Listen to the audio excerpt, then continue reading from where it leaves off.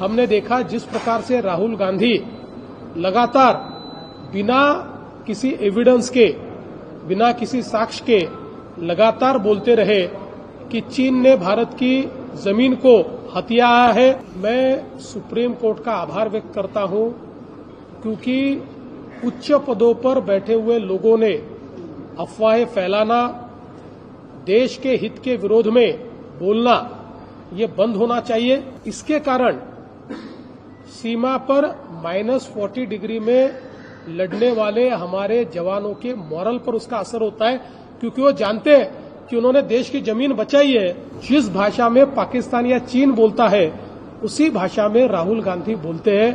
ये बहुत गलत बात है, ये देश के हित के विरोध में है। एक बहुत बड़ी पार्टी के वो नेता है। जब सुप्रीम कोर्ट ने उनको रेप्रिमांड किया है, तो शायद वो आगे से अपना रवैया बदलेंगे। मैं सुप्रीम कोर्ट का आभार व्यक्त करता हूं, क्योंकि उच्च पदों पर बैठे हुए लोगों ने अफवाहें फैलाना, देश के हित के विरोध में बोलना, ये बंद होना चाहिए। और हमने देखा जिस प्रकार से राहुल गांधी लगातार बिना किसी एविडेंस के, बिना किसी साक्ष्य के लगातार बोलते रहे कि चीन ने भारत की जमीन को हथिया है। इसके कारण सीमा पर -40 डिग्री में लड़ने वाले हमारे जवानों के मॉरल पर उसका असर होता है, क्योंकि वो जानते हैं कि उन्होंने देश की जमीन बचाई है। और वहीं देश के इतने बड़े नेता इस प्रकार का झूठा बयान देते हैं।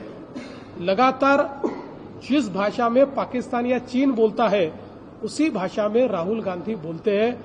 ये बहुत गलत बात है, ये देश के हित के विरोध में है। एक बहुत बड़ी पार्टी के वो नेता है। इसके कारण दुनिया में भी हमारे देश की बदनामी होती है।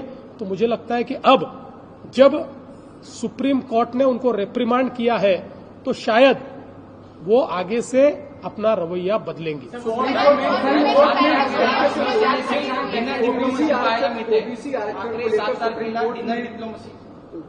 सुप्रीम कोर्ट में आज 2 मसलों के ऊपर लोग गए थे। इसमें एक मसला ये था कि ओबीसी का जो आरक्षण है, तो वो रहेगा कि नहीं। एक प्रकार से उसके खिलाफ ही ये लोग गए थे। और दूसरा, 2022 के अनुसार आप चुनाव कीजिए, यानी बिना आरक्षण के। और 2022 में जो यहाँ की सरकार थी, उस समय की महाविकास आघाड़ी की, उन्होंने जो रचना की थी, उस रचना के अनुसार आप कीजिए। ऐसी 2 मांगे उनकी थी। उन मांगों को सुप्रीम कोर्ट ने खारिज किया है। इसलिए ओबीसी रिजर्वेशन के साथ ही चुनाव होगा। और चूंकि 2022 का कानून नई सरकार ने निरस्त किया था, इसलिए नए कानून जो 2017 की रचना के अनुसार है, उस हिसाब से ही ये चुनाव होगा।